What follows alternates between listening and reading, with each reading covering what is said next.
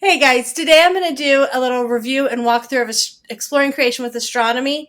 And then at the end, I'll give you a little bit of information on how I've used these and how we use this year, or this past year was used in our co-op. And I'll just give you a little information on that at the end of this. Okay, so the Exploring Creation with Astronomy has a textbook and then a journal. There's a junior journal and then a regular journal. Now, I will tell you, the first time I used the Exploring Creation series, the journals weren't even available. So they are not requirements to do the textbook. In fact, this year in our co-op, the teachers have chosen not to use the journals, and they have them, one class has a spiral sketchbook. You can buy these sketchbooks for $4 at Walmart. They have like a blue cover on them, and they work great for drawing animals. They're doing oceans, so drawing little pictures of what you've seen, writing notes of what you learned. The teacher writes some notes. They write some notes. They maybe do some artwork in there. So some kind of notebook or spiral bound book, whether you're doing this with a group or just by yourself, is totally fine. The journals are kind of fun, but they can also feel a little overwhelming, and it might make you feel like you have to do everything in here. Please never feel like you have to do everything in a curriculum. You'll see that a lot of this book did not get used, but my daughter was answering trivia questions from game shows from what she learned in this book in second grade. I guess she was in second grade. Last year at co-op, our first and second graders did this astronomy book, and they learned so much about astronomy. Although they got to the end and they're like, okay. So it didn't really quite take the 33 weeks of co-op, so you could probably do it in less. But, because it's one of the smaller books. Oh, sorry. I hit the camera. It's one of the smaller books from Ginny Fulbright, the Exploring Creation series. But let me flip through and show you a little bit about the book and how you could use it. Now, there are in here, here's your table of contents. There are, I think, 14 lessons. Each lesson would be about a week's worth of work, although if you're doing it with your kids, you can choose how to do it. Each lesson is about 2 weeks worth of work. 2 weeks worth of work for a lesson. And so you could totally, for your own family, choose how to do it. That may mean when I did science with my kids, I did it a couple different ways when we were just doing it. I love these books for doing with like age range of kids. But sometimes I would set aside like 2 days a week, and we would do an hour of science each of those 2 days. And so we would have just gotten through as much as we could in that hour, which is 2 hours of science a week, which for elementary kids is more than sufficient. In our co-op, we have a 33-week co-op, and we actually do 33 weeks more because the high schoolers need it than the younger kids.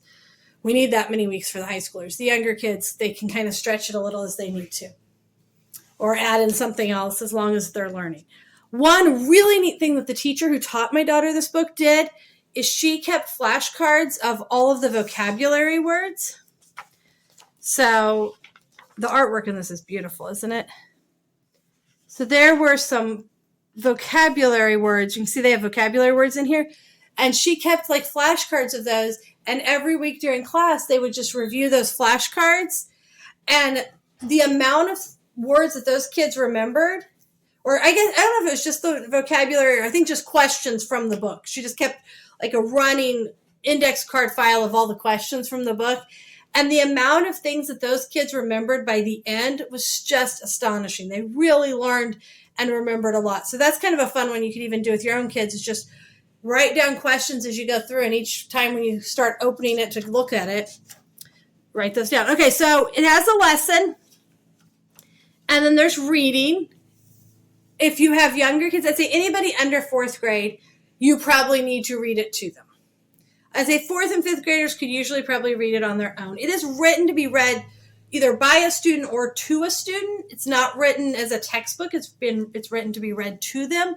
So it's kind of more of a storybook. But you can see it kind of gives you some information. And then down here it'll say, tell someone in your own words what a universe is. Can you remember what the word astronomy means? So this is where if you were doing your own and not having a journal, like I said, we didn't have journals when I first started using this. We would just sit there and answer those questions together. I'd have my kids write it on a notebook page, depending on how old they were. And then it goes through and it gives you more information and gives you another little prompt. Gives you some more information. Then it has an activity and gives you a prompt. So it has these little activities built in. Same kind of thing. And then here's a second activity. Now this one's a little more intense. You're making different sizes of planets.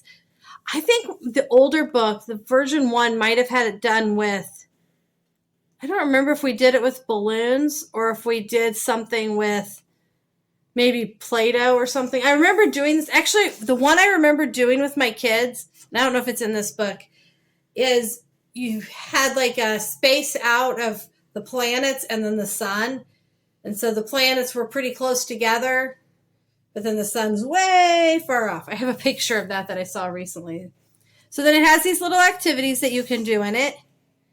And then a what do you remember, which has like a whole list of questions that you could type these up for your kids. If you have a little bit of older kids, you could create a quiz out of those if you wanted.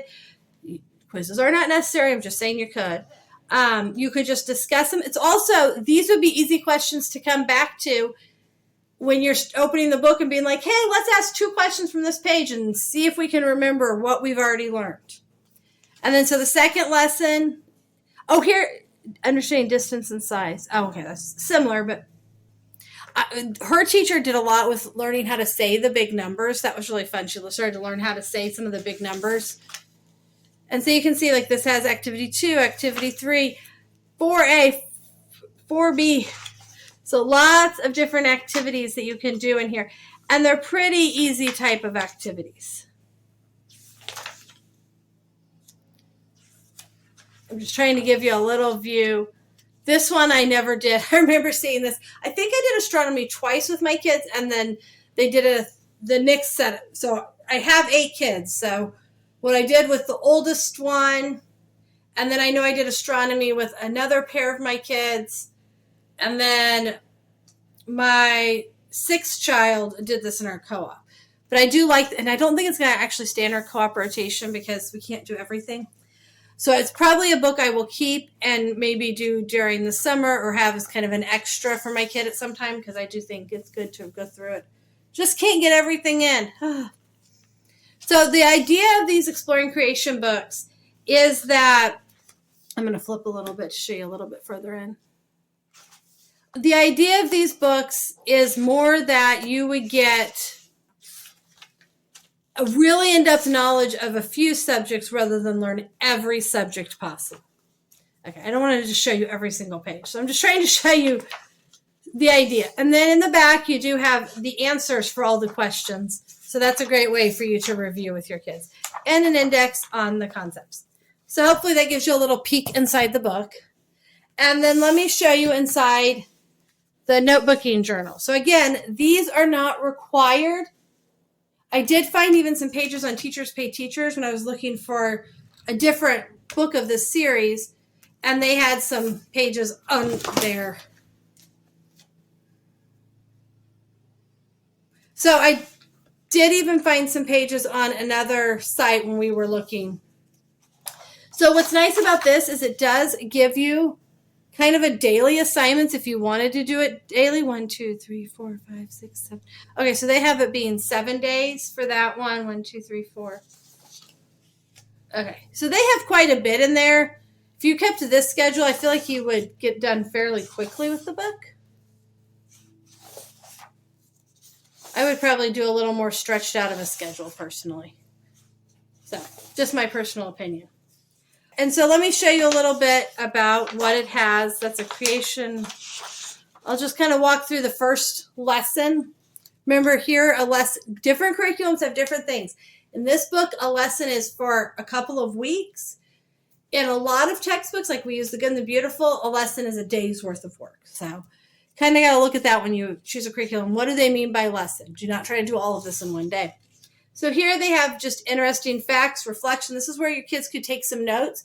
I have done this series of book we did it with a group of 4 friends, and we would just take turns reading through the book and the material, and then we'd read a couple of paragraphs and have the kids tell us what they learned, and we'd write that on a whiteboard. They would write into their notebooks, And we just kind of went through the book doing that. That was really a great year of doing it too. So even if you don't want to be part of like a formal co-op, that's actually how our co-op started, was just that kind of idea.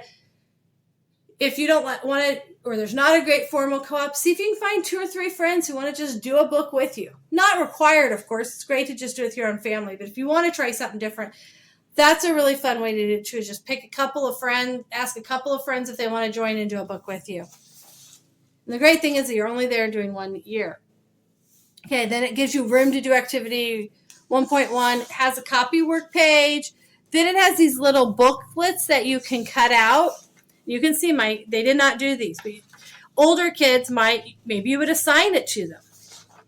And then you can put your book here. You could do it with your kids. You could assign it to your kids. Totally up to you. If you use these, they do have some good things to learn and do work with, but it's flexible. You can do, I'd say this has a ton of work. And if you were super, super heavy and wanted to do every single thing, you could. But also the great part is that you can pick and choose what works for your family. And so you could just do parts of it. A crossword to review the vocabulary, what I did, what I learned, taking it further, just some more information, extra experiments. You could add some pictures, draw some pictures, and then they have these coloring pages, which if you have kids that like to color while you read, that's kind of nice. Or if you have little kids, they could be coloring while maybe you have older kids doing the little books that are in there. Typically, you would need one of these journals per child, so unless you want to somehow combine them. And so it has the 2 coloring pages. And then it just goes through that. We'll just kind of flip. Here's another lesson.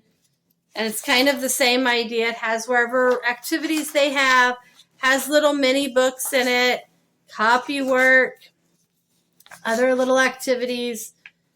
Ooh, create an advertisement for the earth. That's kind of fun. Crosswords, another mini book, and your coloring pages. So it has some work that you can do. Again, these are completely optional.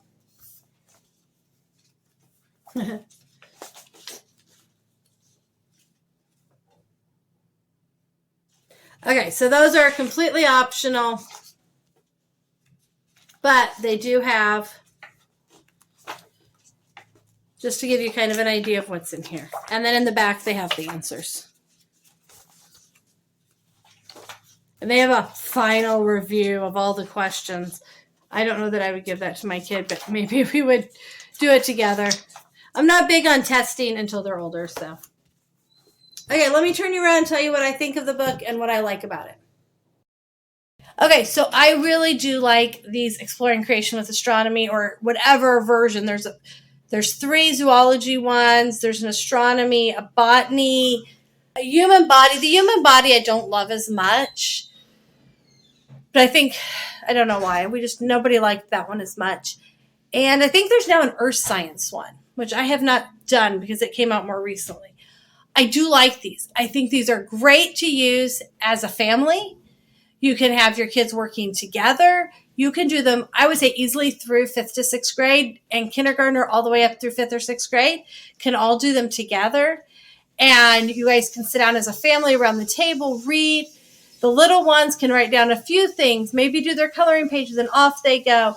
And the older kids can write down some more and maybe really practice that vocabulary. And you can just kind of, it's called a bus stop approach, where you just kind of work with each kid and then they bus stop off when they get done with the amount of work that they need to do. So it's really fun as a family to be able to do a subject like that together and discuss it. There's always some artwork you can add in if you want. I know they're doing the ocean animals this year in their co-op. And in doing that, you can go through. Kids trying to crawl across the floor. In doing the ocean animals, they've done a lot of artwork with it because that's really fun to do, ocean animal artwork. So I really like these books. Just buying the textbook is super affordable. So if you can't afford, or you don't really want to spend the money on these journals, that is totally okay too. And you can just, with that, just get a spiral notebook. You can get the 33-cent or whatever spiral notebooks at Walmart even, and just have your kids take some notes in there. You could print off some coloring pages from the internet, and really they learn so much. The idea of it is that they learn one subject in depth. The astronomy one's pretty short, and if you have older kids, you could easily do 2 books in 1 year. So older kids, I think if you really wanted to push them, you could do 2 books in a year, and it really wouldn't be a problem. Younger kids, probably just doing the one is plenty for them, or you could always do 1.5. You don't have to do the whole book even. We do them in co-op. We found that they work pretty well in our co-op because the kids, like I said, the teachers get to decide if they want the journals. They chose not to have them this year. And the kids are doing experiments, and they're just printing off experiment sheets and diagrams and questions and things on their own, which is totally great. And so they've worked really well in that setting too. And I've done it in a group of just 3 or 4 moms where we had a multitude. We had kids from kindergarten, maybe even younger, listening in. Often our little ones would go play, but kindergarten all the way through 6th graders sitting in there together, and one mom would read and then they would take notes. And we would do that 2 hours a week. And we did it every week until March of 2020. And then we kind of stopped and finished up at home because we weren't going to get together then. But it worked so great to do that too. And it was fun for the kids. And it gave us just like a little taste of that co-op setting. And from there, we decided to start a more formal co-op. But so that's my review of that, my flip through. If you have any questions, feel free to ask.